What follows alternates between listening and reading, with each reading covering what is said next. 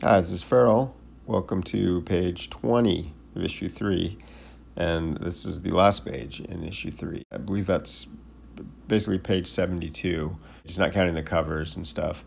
And I just showed you the thumbnails. You can see them there in the upper left-hand corner. And so I was working off that with the visuals, and I had a bunch of text written down for this. I wasn't really happy with it, so I went back to the T.S. Eliot, The Wasteland, and I've used some of this book, this poem, and a little bit from Proof Rock too in this series in Robot Tod. I was reading a passage from it, and I noticed the visuals kind of lent themselves to a few of the lines, and I felt like since Tod was sort of his memories were kind of coming back to him from this poem, I thought that that'd be kind of a nice way to end this issue. So that's what I did, and here I have like a little bit of real-time penciling. I went outside and started penciling. It was like nice and sunny outside, so I just found this little spot to sit in outside, and those little things were dropping on me from above. But I was trying to tighten up the pencils. I noticed as I was working on it here, I realized that I was actually, because I got kind of distracted from the bird pellets or squirrel, whatever they were, hitting me, that I drew the little hairy eyeball in the wrong monster eye. And so at some point I realized that and erased it.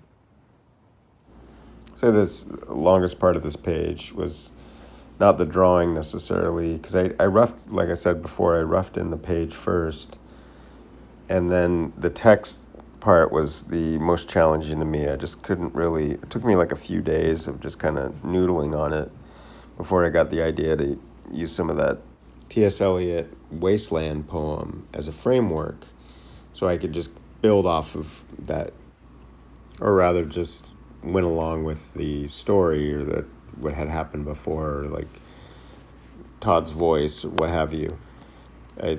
It's kind of a weird way to write a story, I guess, but with a comic like this, I feel like I need to let myself be open to doing that kind of thing, where instead of just like, when you're working with collaborating with people, it's hard to do things like that, where you have one person writing a script and then another person penciling it, or maybe another person's doing all the art rather than one penciler and an inker and a colorist and all that stuff. But it seems like that a lot of the comics that I read or enjoy the most are ones that are done by one creator doing all of the parts. And that's kind of, I guess, sort of the fun part for me to do this, is that like while I'm drawing the comic, I can change things with the writing, where I can, hey, I want Todd to be doing this now, or saying this, or I have the rest of the series written already. I have it's not like a movie script or whatever, but I have like each page there's broken down into panels. Like I even have, I want this page to be a splash page. Most of the pages are 4-panel pages like this one. So on the previous page, we had Todd dispatching these big monsters that were sent by this wizard, West Wizard. And Todd is talking to the fox at first, and then switches to this poem, sort of like talking to himself, and then kind of turning it to the wizard, like, he doesn't know I can see and hear him too. And I knew that part, the last line, is what I wanted it to finish on. Sort of like, hey, I can see and hear this guy too. But and I knew in the second panel I wanted the ghost wizard, the East Wizard, to be watching him. And it was pretty neat reading that Wasteland poem, because it seemed like, this line's talking about that panel, and this third panel, this line's talking about what's going on there. You hear the dogs barking. There's a lot of dogs in my neighborhood that like to bark at all hours of the day and night.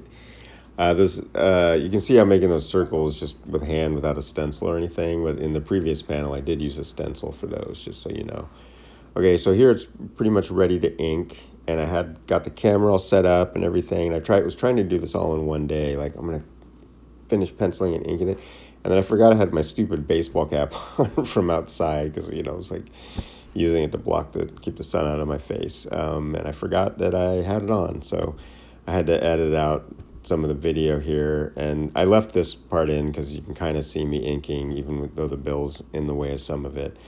And that green stencil there that is underneath my hand, I use that to press the paper down with, because a lot of times after I've taped the paper down and I've been penciling for a while, that the paper it'll bubble, you know, or the tape will come up or something.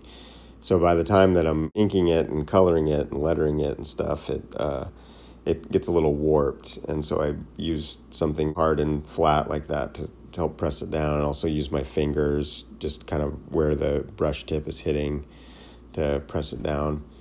So here you can see I'm adding a ink wash over after I went and inked all the lines, and then those creatures are pretty like dark colored. So I go over them, you know, that's like the most ink, and then I do the washes on the background. I mentioned this in previous videos. That's usually how I start, is lately anyway, I've been doing the backgrounds first.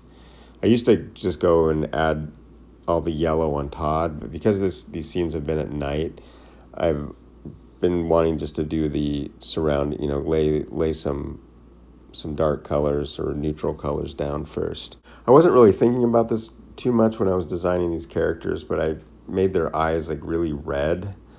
And I guess I was thinking like, oh, they're, you know, it's kind of like they're angry, sort of like the Omu's eyes. I think that's what they're called, those creatures in Nausicaa, in Miyazaki's Nausicaa, the Valley of the Wind.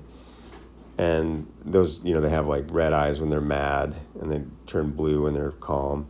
But these guys, I just were like, oh, they're like bad, I guess, bad monster people. And they're not, most of the wizards' creatures aren't really like alive necessarily. They're just sort of like mindless creatures that Tod won't feel, I guess, guilty about killing. Or so I made these eyes red, and then at some point, when he first throws the umbrella through the head, it's like red blood. But then I was just thinking like, oh, I want it to be green. I don't want there to be like red blood everywhere, which I should have had it just red. But I felt like by the time I was done with this page, I mean, I'm pretty satisfied with the way it looks, but I was just like, there's too many big like primary colors, you know. It's like blue, red, yellow, green. I mean, I know green's not primary color, it's yellow and blue together, but it just felt like very I like there to be sort of like one central color and everything else kind of follows that, you know, like maybe have some complementary colors.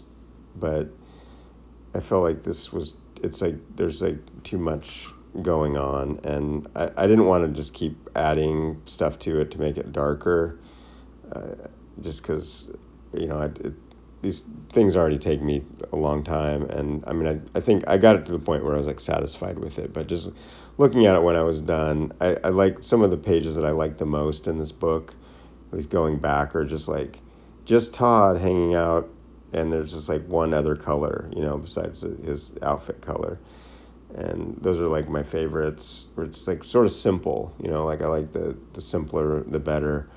But because I have to tell this like action, and I had already done the previous pages with those colors, it's like, okay, I'm just committed now. I gotta just go for this, and I didn't want to have to do too much problem solving. Here I'm lettering the page, and I peeled all the tape off the page because, like I said before, it got a little bubbly, and it's a little hard to letter with one of those pens. And you can see I'm actually referencing the Wasteland there to make sure I got the spelling right on things, and I actually did the T wrong. I messed up in a couple spots. Even after erasing all the letters, when I was leveling it in Photoshop, I noticed there were still some stray pencil marks, even though I tried to be really careful.